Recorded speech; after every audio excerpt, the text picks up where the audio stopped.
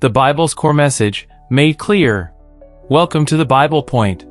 Today, let us reflect on the resurrection through the words of 1 Corinthians.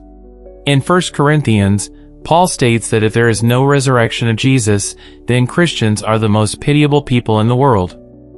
If only for this life we have hope in Christ, we are of all people most to be pitied. But Christ has indeed been raised from the dead, the firstfruits of those who have fallen asleep.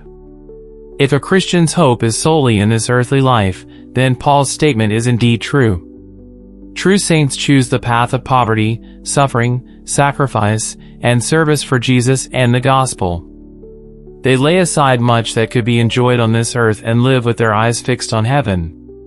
But if there is no resurrection and no heaven, all such toil and devotion would vanish into thin air, and nothing could be more foolish. Paul also says, "For if the dead are not raised, then Christ has not been raised either." The purpose of Jesus coming to this earth was not merely to forgive our sins.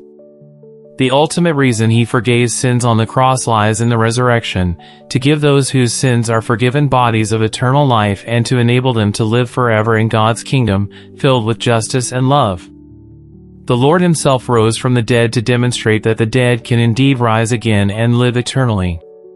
Consider this: if there were no resurrection, the Creator God could not be good.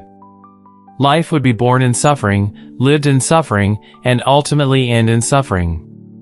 If God created us merely for such a life, we could not call him good. But if the suffering of this earth is a refining process for a better country, the story changes.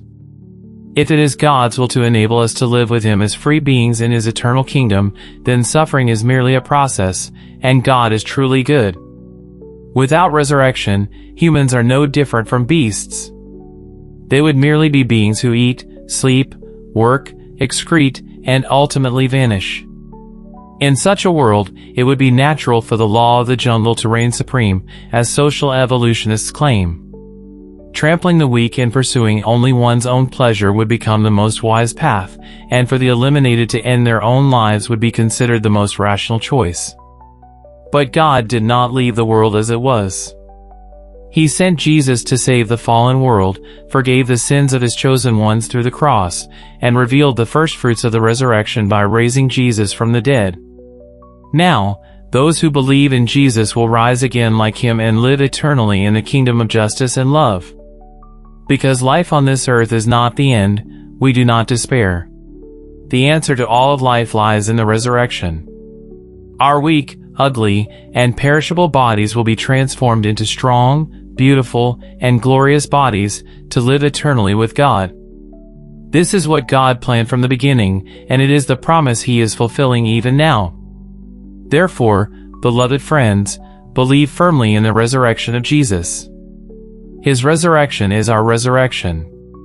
Even in this difficult and painful world, hold fast to the hope of resurrection and heaven, and live boldly by faith.